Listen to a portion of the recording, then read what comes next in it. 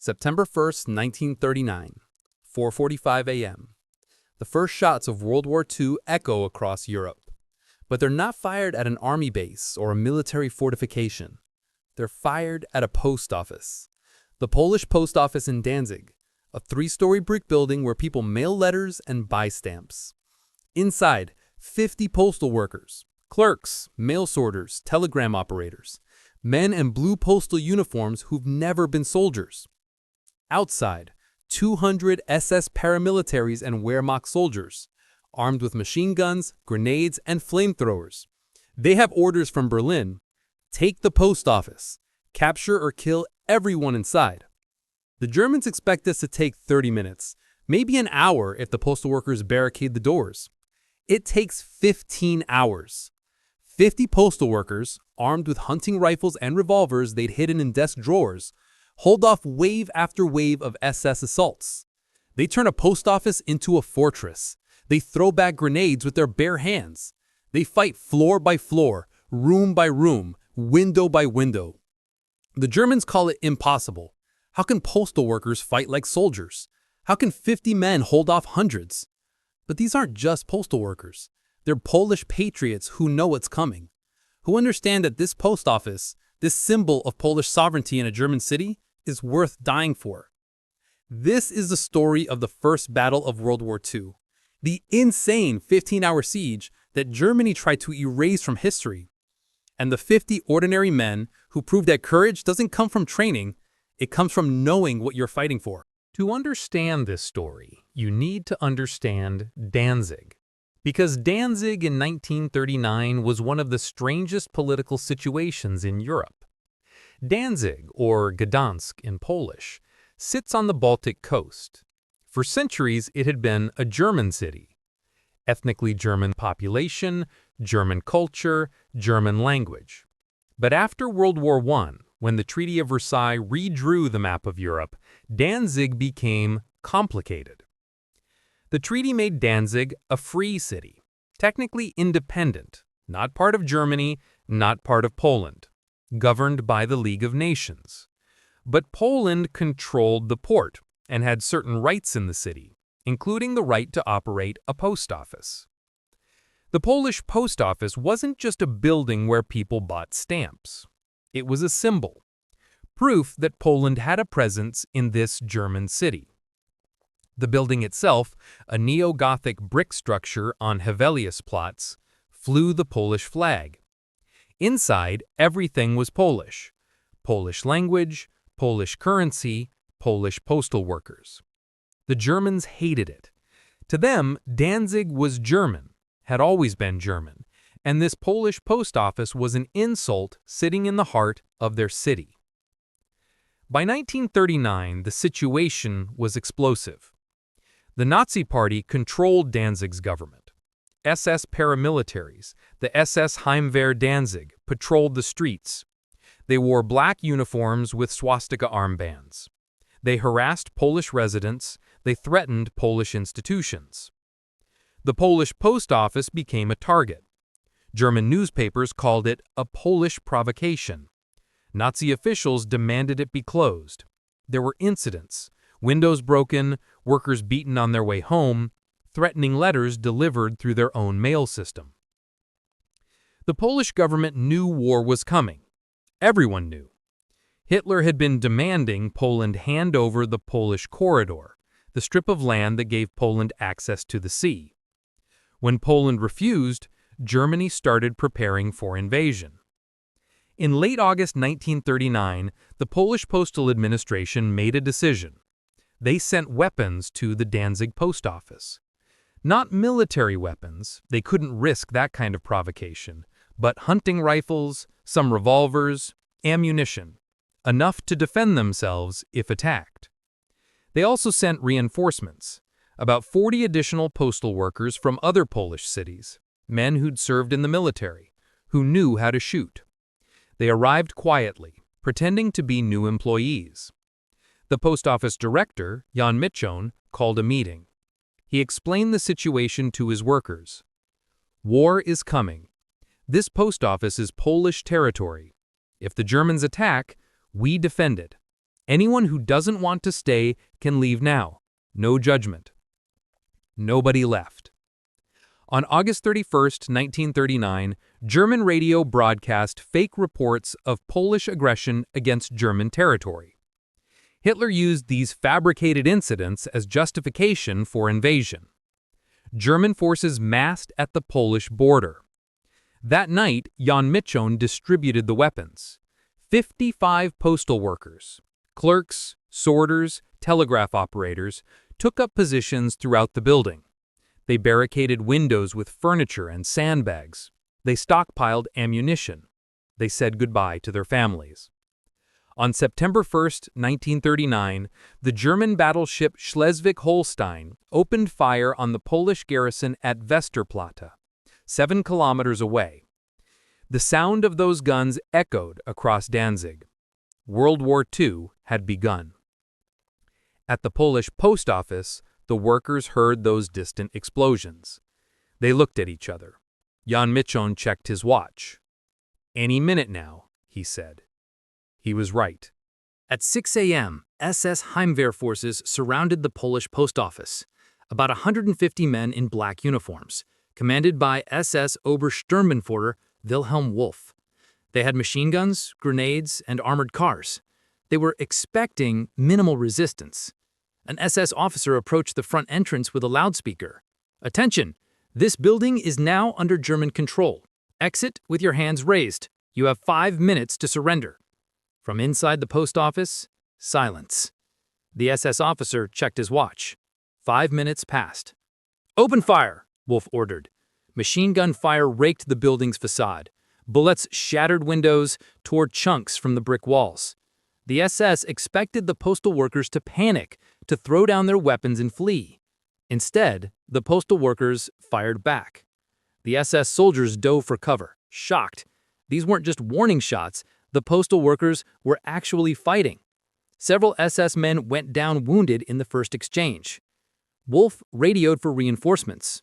This wasn't supposed to be a battle. It was supposed to be an arrest operation.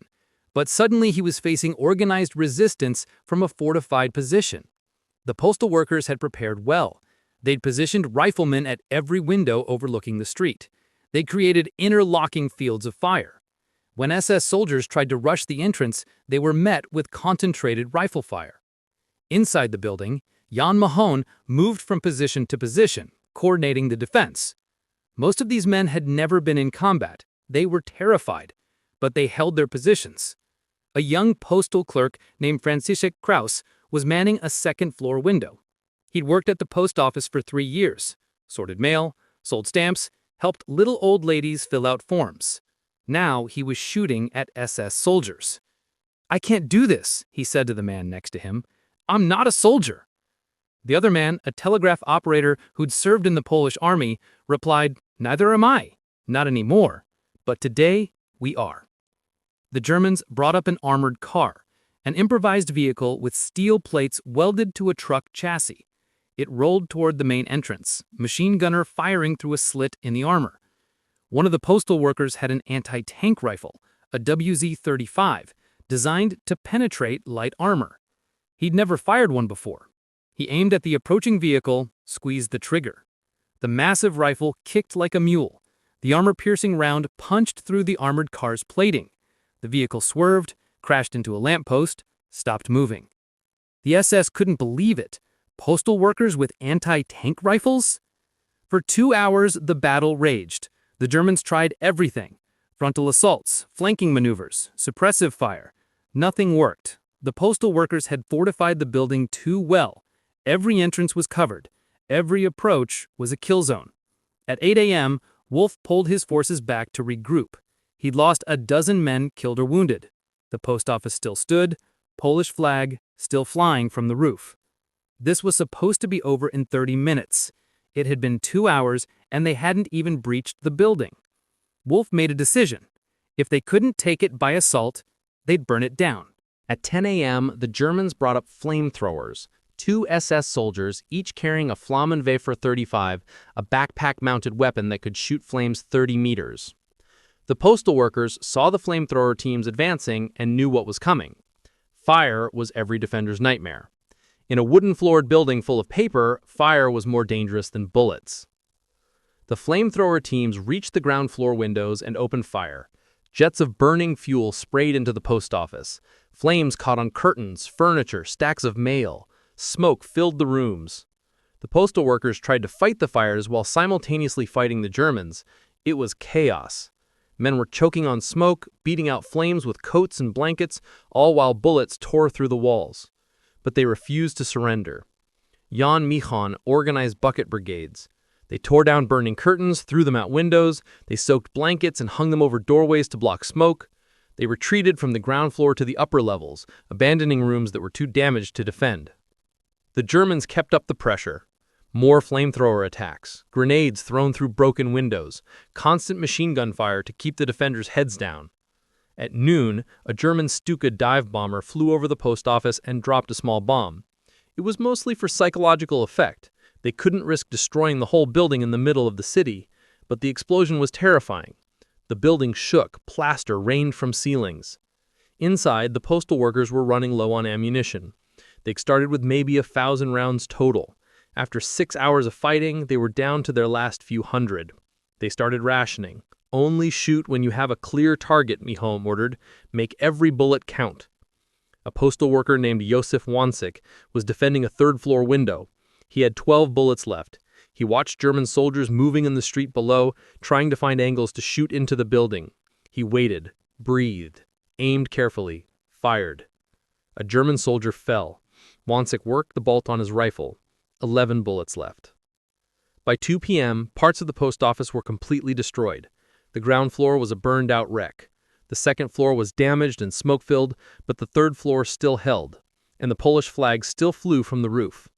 The Germans couldn't understand it. They'd thrown everything at this building, hundreds of soldiers, machine guns, flamethrowers, grenades, even air support, and 50 postal workers were still fighting. At 4 p.m., 10 hours into the siege, the Germans changed tactics again. They brought up engineers with explosives. If they couldn't burn the defenders out or shoot them out, they'd blow the building apart. The engineers placed charges against the building's foundation and exterior walls.